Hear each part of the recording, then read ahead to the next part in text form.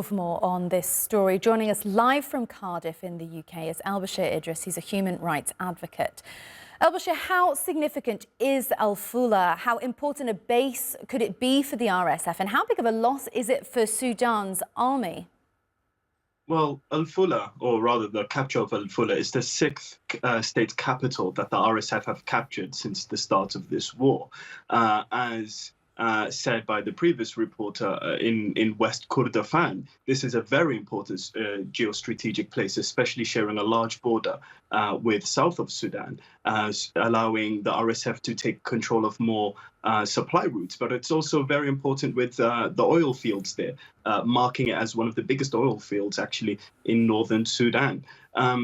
The capture of it, it's what's interesting about it is the ethnic dimensions behind it as well. The Miseria tribe, who are usually based within that locality, and where the RSF recruits most of its fighters from, actually, some of its fighters. It's interesting to see the RSF attack this locality where most of its forces would actually get its troops from.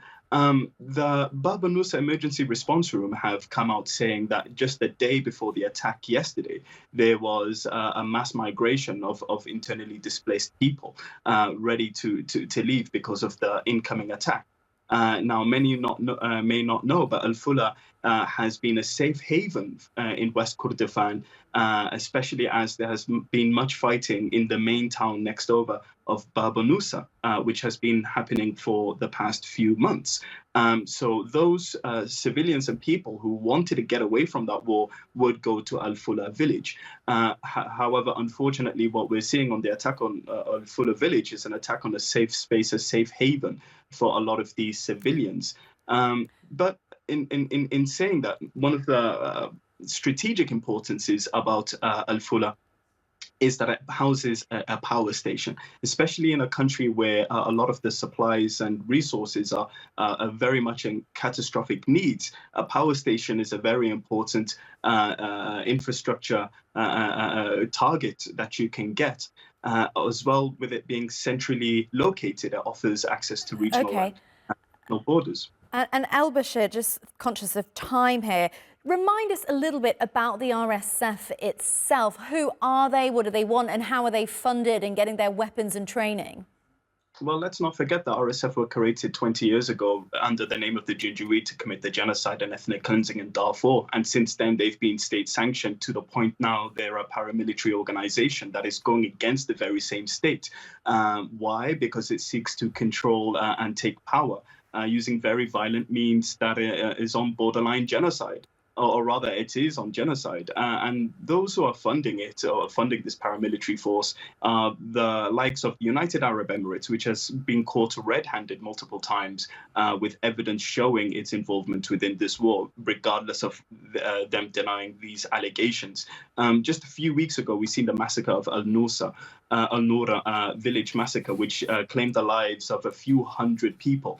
And it was condemned by international forces and communities around the world. However, it's still clear that whilst we have eyes on Al-Fashir in Darfur, where it's one of the biggest sieges and where we could potentially see the creation of a new independent state, the RSF is still making heavy attacks all across Sudan, raiding and pillaging, whilst kidnapping people and putting them into human rings and trafficking rings and sex rings. So this war has been one of the most, has been described by the international community as one of the most catastrophic wars, especially with the response from the international community and neighboring nations. This is a nation that its median age was 19 just before the war started. Now, with this war ongoing for more than, well, about 18 months now, it's a bit more difficult to see what the future of Sudan will be, especially for those who just wanted a peaceful and a sustainable future, not one. Okay. I'm sorry, I'm afraid we've run out of time. Elbashir Idris, such interesting stuff. I hope you'll come on the show again, but for now, thank you.